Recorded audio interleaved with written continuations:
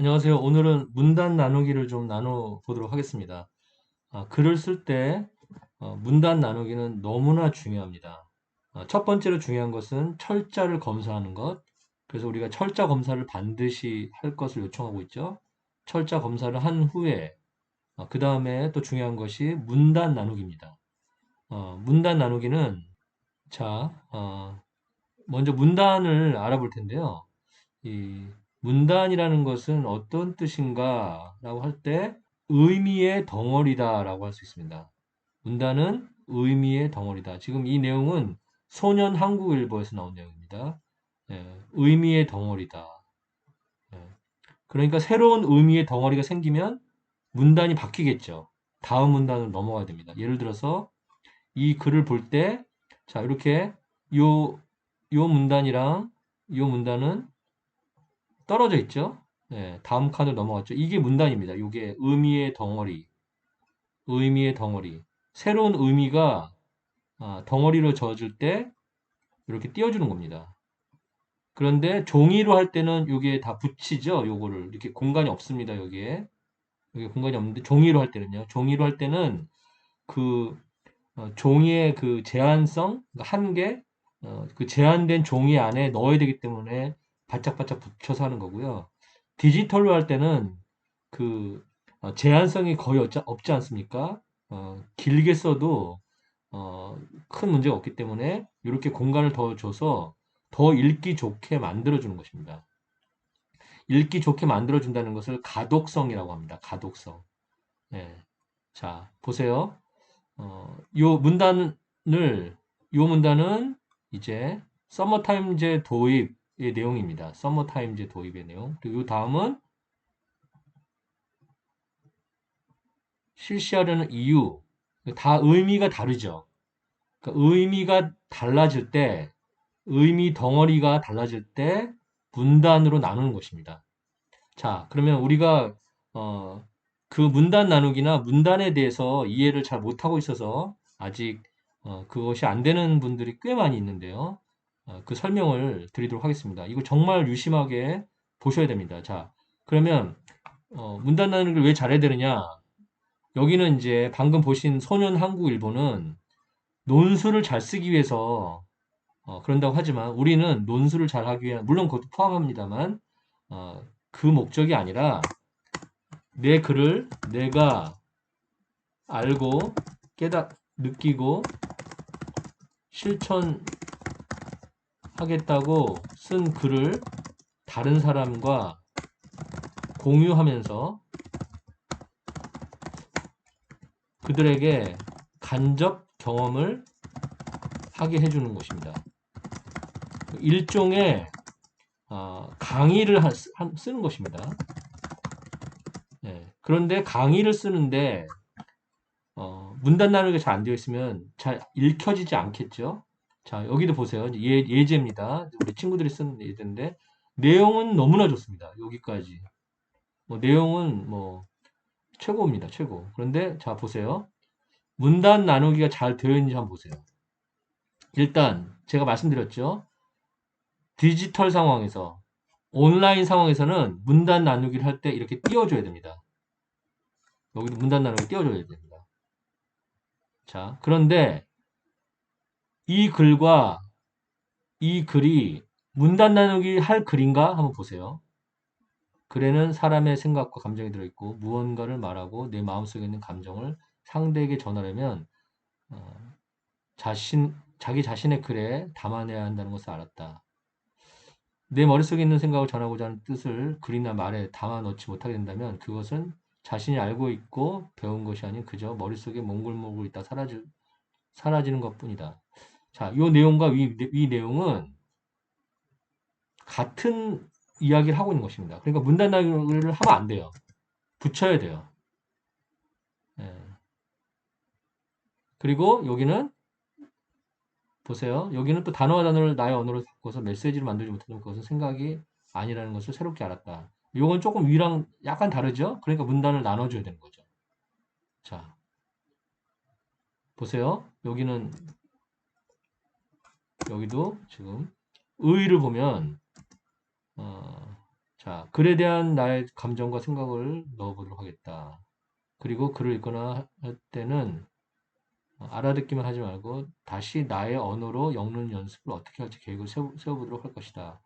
자, 이거는 문단을 나누면 좋을까요? 안 나누는 게 좋을까요? 자, 조금 다른 내용이죠? 이럴 때는 이렇게 문단을 나눠줘야 되는데 지금 붙였었어요. 종이가 아닌데 붙였었어요. 그리고 사실 이거는 문단을 붙였어도 그렇게 상관없습니다. 근데 만약에 띄워준다면 이렇게 예, 이게 문단 나누기입니다. 디지털 문단 나누기. 예, 종이에 쓸 때는 시험을 보거나 논술에 쓸 때는 붙여서 써야 되지만 여기 디지털로 할 때는 한 칸 여기 공간을 남겨두고 예, 여기 공간 보이시죠? 여기를 남겨두고 문단을 만들어야 되는 것입니다. 또 한번 볼까요? 얘를 자, 이 내용도 너무나 잘 쓴 내용이에요. 그런데 잘 쓴 내용을 잘 표현하고 간접 경험을 다른 사람에게 강의를 하려면 먼저 철자 검사가 잘 되어 있어야 되겠죠. 철자 검사. 예, 이걸 먼저 잘 한 다음에 그리고 비문이 있는지 잘 봐야 됩니다. 비문이 있는지. 예. 그리고 나서 문단 나누기를 봅니다. 자, 요 내용을 아주 내용은 좋은데 글을 읽거나 공부를 하면서 자신이 느낀 감정을 직접 문자로 표현하는 것이 글쓰기다. 예, 요거는 문단 나누기 잘했어요. 예, 근데 이렇게 띄워야 되는 것입니다. 요거는 문자로 적어놓거나 말해보지 않는 생각은 머릿속에 있다가 스르르 사라진다. 문자로 표현하는 것이 중요하다. 근데 여기도 문단 나누기를 여기 할 필요 없는 거죠. 같은 내용의 의미 덩어리니까. 요것도 이렇게 문단을 띄워야 되겠죠. 예, 또는 이렇게, 또는 이렇게. 이렇게. 문단을, 어, 의미 덩어리를 잘 생각하면서 문단 나누기 해야 됩니다. 자, 그냥 생각하고 끝이 아니라는 것에 처음엔 당황했다. 나도 지금까지 생각을 표현해 적어본 적은 많지 않기 때문이다. 자, 이것은 같은 내용이죠. 문단 나누기를 하면 안 돼요. 예. 이것도 같은 내용이죠. 이렇게 문단 나누기 하면 안 되죠. 자, 결국 지정의 학습이다. 여기도 지정의 학습 같은 내용이죠. 같은 이야기를 하고자 하는 것이죠. 이건 조금 다른 내용이죠. 근데 문단 나누기 이렇게 해줘야 됩니다. 그렇죠? 네. 다 글 내용은 너무 좋아요. 근데 그것을 표현하는 방법. 내가 강의를 하는 사람인데 그것을 표현하는 방법이 되게 중요하다. 어떻게 표현하냐? 철자 검사를 하고 비문이 있는지를 확인하고 문단 나누기를 잘 해야 된다. 자, 다음 글 한번 보겠습니다. 이것도 너무 잘 쓴 글이에요. 너무 잘 쓴 글인데 문단 나누기가 잘 안 되어 있어요. 자, 보세요. 글쓰기는 공부의 과정이다. 내 머릿속에 이것도 문단 나눌 필요가 없는 거죠. 예. 예. 공부는 오감으로 직접 체험하고 독서로서의 간접적으로 교감하거나 공감 또는 대립하는 과정에서 세상을 이해하고 타인을 이해하는 것을 만들어낸다는 것을 알게 되었다. 자, 요거랑 의미 덩어리가 비슷한 내용인가요? 다른 내용인가요? 비슷한 내용이라고 판단이 들면 붙여야 되겠죠. 그리고 완전히 다른 내용이라고 판단이 들면 이렇게 띄워야 되겠죠. 자, 책을 읽으며 글을 쓰는 것과 안 쓰는 것의 결과. 이거는 필요 없는 문단 나누기가 된 거죠. 이렇게 붙여야죠, 무조건. 네. 자, 우리나라의 성인 중 최근 1년 한 권도 비문입니다. 비문. 책을 한 권도 1년 동안 책을 한 권도 안 읽은 사람의 3분의 1이라는 게 안타깝다. 그리고 사람들을 울리는 감동적인 글을 쓰는 분들이 존경스러웠다. 요거는 이제 문단 나누기 해야 돼요. 왜냐면 다른 내용을 이야기하고 있잖아요. 요것도 다른 내용이죠. 문단 나누기 해줘야 됩니다. 그런데 또 너무 막 이렇게 문단 나누기가 너무 지나치게 많이 짧은 글인데 많이 되어 있으면 오히려 그게 방해가 될 수도 있거든요. 그러니까 글을 쓸 때 한 덩어리, 문단의 덩어리를 어느 정도 그래도 적어도 세 줄은 써야 되겠죠. 예, 적어도 세 줄은 써야 되겠죠. 그래서 한 덩어리를 만들어주는 게 중요합니다. 그러니까 글을 쓸 때 문단에 대한 생각을 자 여기도 보면 밑으로 내려갈 필요가 없는데 내려갔죠. 네. 자 이것도 버려야 되겠다. 자 이것도 문단 나누기 해야 되겠죠. 이것도 붙여야 되겠죠. 되었고 이거 끝나지 않았으니까요. 네. 자 이런 식으로 문단 나누기를 자, 하는데 또 어떤 분들은 문단을 안 나눠서 또 약간 이렇게 보면은 이런 글은 너무 좋은 내용인데 어, 문단 나누기 하지 않아서 부담이 돼요. 그래서 한 문단이 하나, 둘, 셋, 넷, 다섯, 여섯, 일곱, 여덟, 아홉 줄이거든요. 그러면 답답합니다. 느낌에. 근데 뭐 이게 진짜 한 문단이면 굳이 나눌 필요는 없죠. 근데 한번 읽어보겠습니다. 책을 읽으면서 공부를 할 때는 책 속에 글을 쓴 사람이 담아놓은 생각과 감정을 읽어내는 게 우선이다. 그것을 읽지 못하면 그것은 읽나 마나이다. 읽는 동안에는 그 텍스트를 생산한 사람의 생각과 감정을 최대한 느껴보는 게 독서를 통해서 공부할 때 제일 중요하다. 문자로 정리하지 않은 생각과 감정은 진짜 생각과 감정이라는 증거가 없다. 공부라는 것은 경험, 오감으로 직접 체험하는 것, 독서를 통한 간접 체험, 그 밖에 기타 등등의 방식으로 세계에서 또는 타인에게서 어떤 문자 텍스트에서 어떤 정보, 지식, 생각, 감정 등을 내가 읽어드리고 읽어내고 그것과 교감하거나 공감하거나 또는 그것과 대립하거나 이렇게 하는 과정에서 내가 세계를 이 문장은요 너무 길어요. 네. 지금 한 문장이 이렇게 깁니다. 그러면은 가독성이 되게 떨어집니다. 내용 자체는 되게 좋지만 자 이것은 어, 이 정도에서 끊어줄 수 있어야 돼요. 중간에 한 절반 정도에서. 네. 그러니까 이 똑같은 내용, 좋은 내용인데 한 문장이 너무 길고 비문이 있고 철자가 안 되어 있고 또 문단 나누기가 안 됐으면 가독성이 떨어진다는 거 다시 한번 말씀드립니다. 네.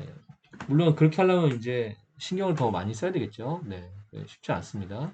자, 이것도 보면 글쓰기는 공부이고 네, 이건 또 굳이 뛸 필요 없죠, 지금. 네.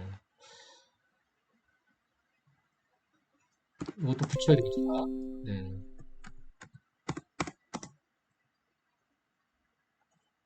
이렇게 붙여야 되겠죠. 이렇게 이거는 다 한 문단입니다. 네, 한 문단으로 이렇게 써야 됩니다. 그러면 이제 이런 요거는 이제 철자가 안 되는 거죠. 점이 마침표가 없습니다. 마침표가 없는 글을 쓰는 것은 굉장히 좋지 않습니다. 네. 자, 세 가지를 말했습니다. 철자 검사, 어, 그리고 뭐였죠? 비문. 예. 비문은 주어, 목적어, 서술어가 잘 배치되어 있는지를 보는 것입니다. 그리고 문단 나누기. 오늘의 핵심 포인트는 문단 나누기였습니다. 글을 쓸 때 문단 나누기를 잘 하실 것을 권면하고 제가 문단 나누기 해야 되겠습니다 하면은 이 영상을 다시 한번 보시고 문단 나누기를 해 보시기 바랍니다. 네, 감사합니다.